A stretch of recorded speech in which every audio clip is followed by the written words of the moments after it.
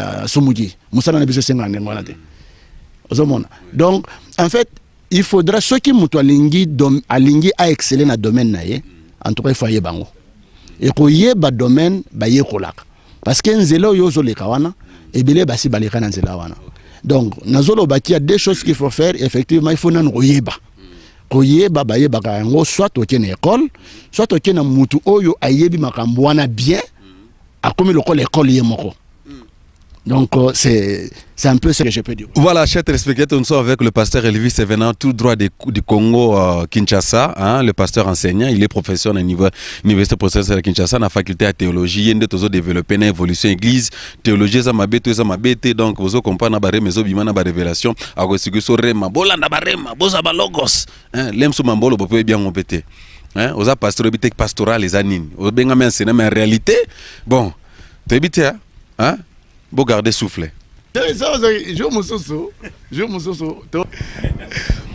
Voilà, merci la régie pour cet élément. Je crois que Boza édifié. Alors, ceux que rejoignent Bisso, tous en émission Espace Dialogue, na wabino Josué Boloa. Merci na attention pour Pessi Bisso. Boza toujours branché na congodialogue.com. Aujourd'hui, je reçois l'homme de Dieu, le pasteur Elvis, qui vient tout droit du Congo RDC na Vilia Kinshasa.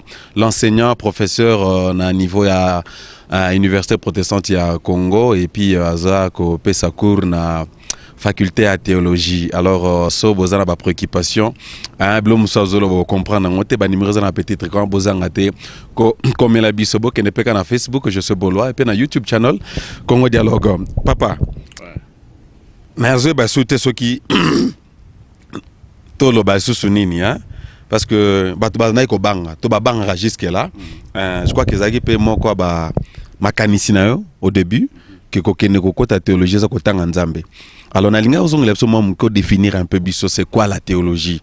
Parce que mec un peu que brosson mamouké, bah tout le monde qui théologie a bangé combat démon mon et c'est comme si bah bah combat démon que les quand même bah combat ange. Hein, définir un peu biso théologie zanine en fait.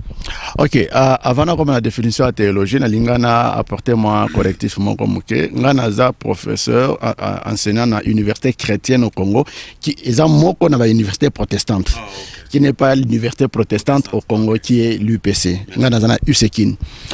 En fait, théologie, au moins, nous par le simple fait qu'il y a la Bible, il y a Kotanga, il y a moins interprétation. Il y a déjà théologie. Parce que là, le philosophe Balobi, il est impossible de vivre sans philosopher. Donc, toute réflexion que tu fais sur un domaine précis, il y a ezala na wutawapi na zanani nazo kende wapi philosophe aloba nazo philosophe biso pe na théologie to koloba le fait que osimbi bible otangi verset obandi ko manula yango oluki mo interprétation olingo yeba ilakisi nini pona nini baloba ki boye ba mo exercice nyoso wana en tout cas na ebite ceux qui exercice wana zo tanga nzambe to zo tanga makambo nzambe alobi. Donc, théologie est allée la révélation de Dieu, la manifestation de Dieu en acte et en parole. Il y a une possibilité, il y a réfléchir sur les éléments, donc c'est un peu ça, parce que Kotanga est là qui s'est ce qu'il faut autant en Zambé veut dire qu'il faut autant Nzambe sur un plateau. To dépiécer.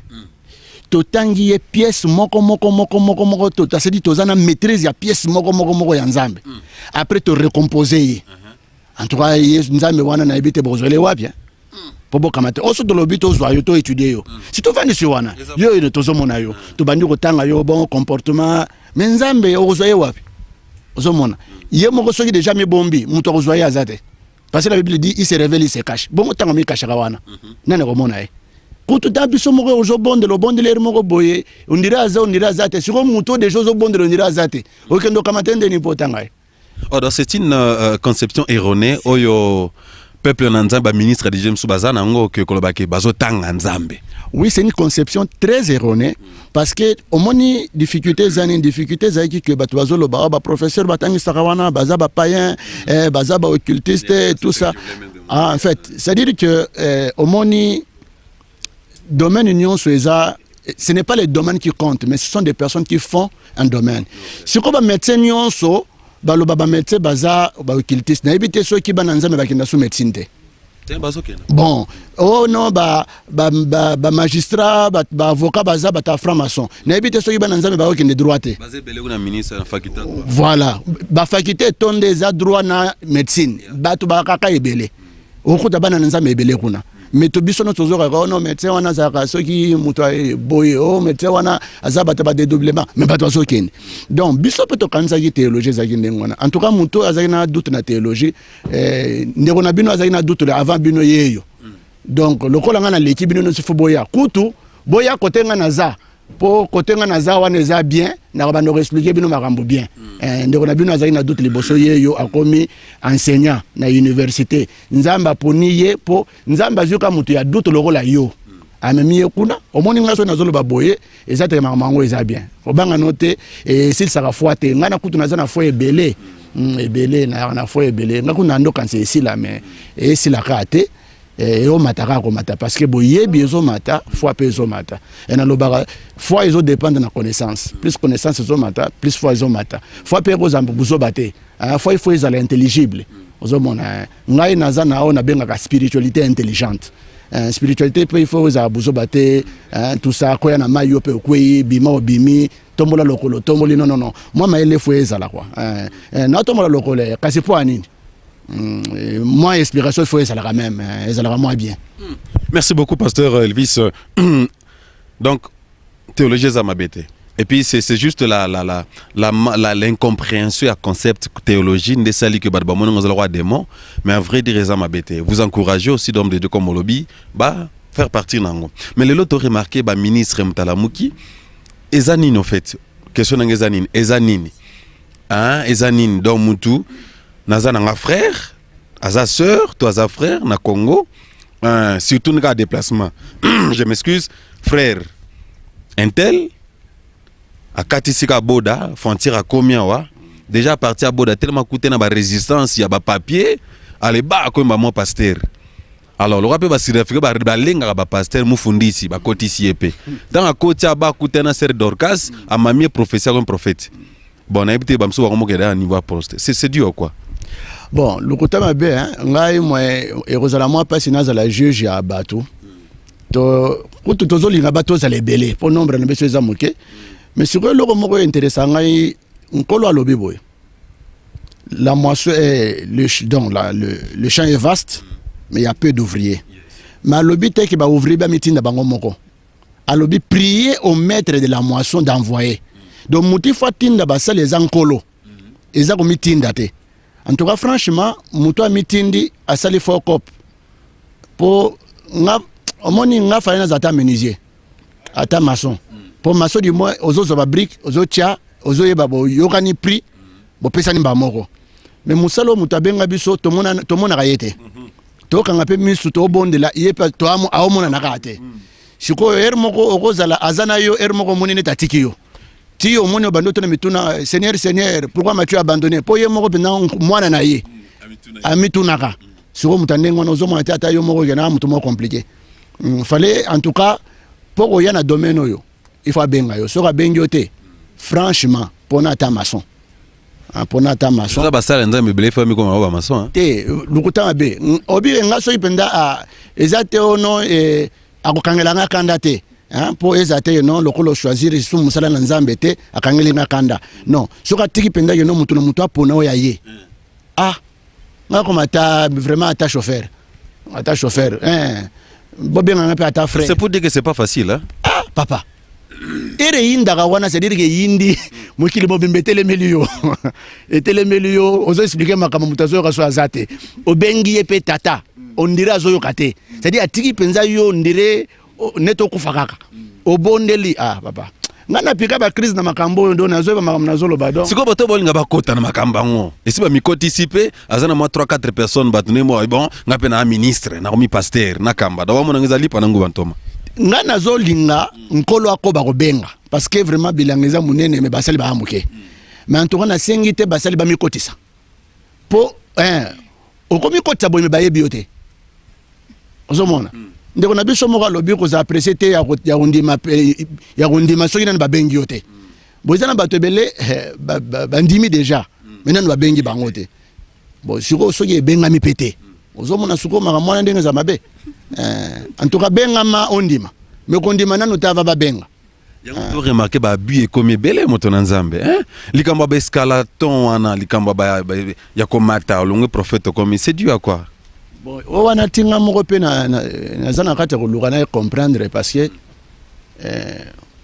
pour jour moko na vanda ki na moi réflexion na ngai na ba pasteur ba senga na loba ministère nini leki munene o le radionso voilà so ngana yebise bango bon ndena mona la bino bolo ba apôtre leki docteur donc apôtre leki nga mais non changer na nga pete na changer na nga na bibo na za sous docteur tena komi pe apôtre po funa za mutali boso po ni nga na kendo komi poni laka na za la docteur mutu asima batanga apôtre batanga pasteur batanga prophète évangéliste bongo nga ba ya kotanga na suka nani ataki nga sina ko changer pe na bon banda lelo na komi na nga pe apôtre donc en fait je ne pense pas que ce sont les noms qui changent qui soient importants mais c'est ce que l'homme fait parce que combo omoni yo erozolo ba kombo no boloa c'est-à-dire que combo na yo veut dire quelque chose et ils ont permettre ça le loko moko erozolo boza journaliste et c'est ngeli que ozo fonctionner dans domaine moko boy ngana za passer na zo fonctionner en tout cas moi je suis très à l'aise pasteur de profession parce que dans une église mais en tout cas docteur de ministère. Voilà, merci la régie pour cet élément. Merci à vous, amis internautes, vous avez branché dans l'émission Espace Dialogue. Wabino Josué Bolo toza ba question ezali ba commentaire à kosala bozanga te bo komela biso na ba numéro na petit écran en direct toujours na Johannesburg na mboka ya Mandela en Afrique du Sud. Tozo continuer na l'homme de Dieu le pasteur Elvis oyo ayeko visiter biso na kati ya mboka awa tozo kuluba to solane concernant la théologie et puis ayebisa biso importance de la théologie na kati ya corps à Christ et puis na musana nzambe peto seulement mouké sur l'évolution de l'église. L'homme de Dieu, vraiment merci pour Nathanayo. Toyoki Ozokamba et Tonga, dis-nous un peu parce que le biais langeza mnene basale bazamuke bamsu babengi bangote bamikoti na makambango yo nzamba benga yo opesi so parcours nango ne parcours na yo en fait nzamba bengeli yo na nini lokola batu nyonso to ezana message moko bo nzamba tsana motema na yo oyo ko pambo libota na nzamba. Ok, message nanga est simple et ça le cola un message à Bible et ça le cola un message à Bible ça na katiwana spécialité grave ezate mais na zuka be élément ezawana yango nkolo a permettre na lo bamingi na bandaka na élection parce que élection eza lo lengo yo nkolo zo benga batu pour mutu moko te akoloba ye azo répondre na ba critères benda pour nkolo abenga e ononga po na zaboye po na zaboye po na zaboye yango nkola benganga te nkola benga biso ka yene mo yebaka abengela biso nini critère nini yemo ka chaka po abengela biso donc yango to bengi élection et ce qui to lobi élection to koloba naturellement alliance parce que alliance eza concrétisation ya élection oyo nkolo apesi abengeli batu ateli yango ba clause nini makambo tambola et tout et na alliance wana clause ya alliance on kolazo pesa bato za Israël et za l'église et za ki baza royaume ya ba sacrificateur do baza ba prêtre pré ba roi. Donc déjà nazo comme na alliance wana nazo prêtre na roi déjà na bandi ofongola parenthèse munene et comme hôtel na sacrifice et comme trône na royauté. Alors wana ezamo na biloko to lobelaka mingi ce qui to longwe na élection to longwe na alliance to comme na promesse. Parce que tant que alliance élection c'est les promesse alliance ezali alliance zo pesa droit na ba promesse promesse ezali ezo pesa espérance espérance ezali ezo pesa foi donc ce qui te koki koloba yango c'est en 5 choses élection alliance promesse espérance foi nde message na zanango atana komi mukanda nini okukuta kaka ba élément wana nyonso sur n'importe quel livre oyo sur n'importe quelle prédication oyo kangana koloba en tout cas ceux qui n'avant les mokote mais na ko survoler kaka belema wana parce que je ne peux pas organiser ma théologie, je ne peux pas organiser ma foi, je ne peux pas organiser ma prédication sans penser à l'élection, à l'alliance, à la promesse, à l'espérance et à la foi. Nama Mukuse, quand vous parlez de l'élection, nalingo au briefé biso na ba 5 étapes au biso wana élection zanini nzamba benga batu nengnya po na kandeni za selon kaka critère mutu mutala muki yemo yeka bonza me benga nga je crois que na Isaïe bible lobi nzamba ndeko luka Isaïe lobi me voici wana ezalaki nini mbinga makie moko nzambe ndapona ki okomana mukuse. Qu'est-ce que les gens doivent s'attendre sur l'élection quand ils voient dans la parole de Dieu élection et Nicolas Baboué? Omoni mutuna wana otuninga nde sikoyo moi sens ya théologie robima yo tanga susu Esaïe soki nzamba komi koluka bato c'est-à-dire que bato azwaki déjà baza sauté. Parce que Esaïe esengelaki te ya bengama ye azana source royale.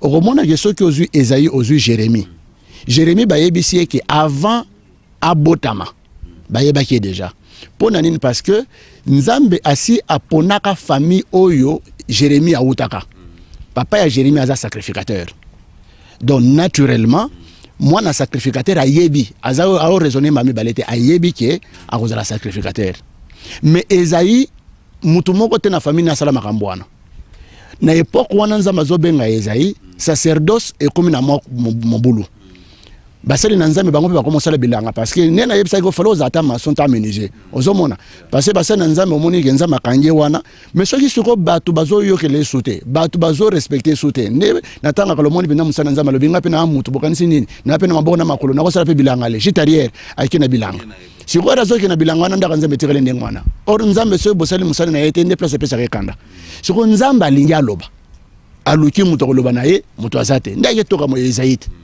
yango omoni Esaïe abimili boso nzambe lobi malera moi nzambe yemoko abandi ko purifier mba lèvre na ye makamukili kiliti tango atuni motuna natinda nani Esaïe mo avani atale gauche droite abia motuna elagise ke non baponi ngai po ezana mituna yo moko yebi réponse ndi avani non na motuna na moni réponse zaka ke non il faut izalanga donc élection eza oyo tobenga na terme ya église grâce.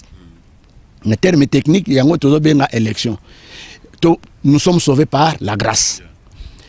Ma pas mouli peut toujours, ils appellent la grâce. Et nous sommes comme la grâce. Donc grâce wana qui est faveur imméritée, il y a un terme technique, to benga élection.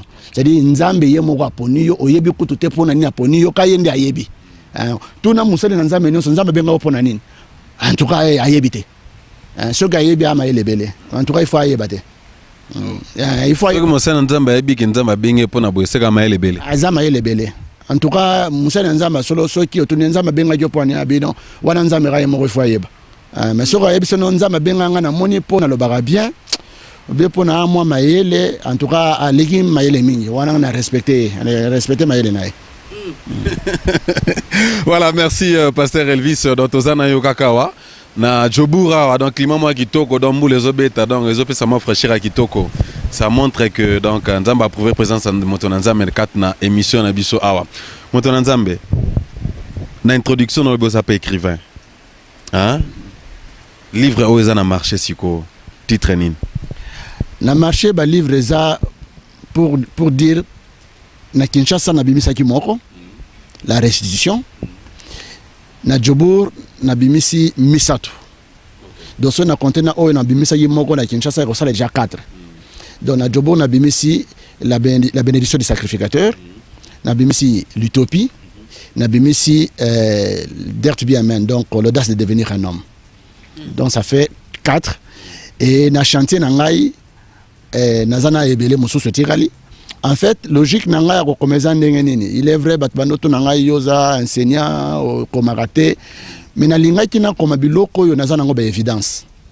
C'est-à-dire que na tei yango pendant au moins plus de 10 ans na moni ba effet na yango makambu nazo koma wana eza ba imagination te eza ba idée te nazo koma ke mutu ako yekola to ako inomeka nazana ngo na liloba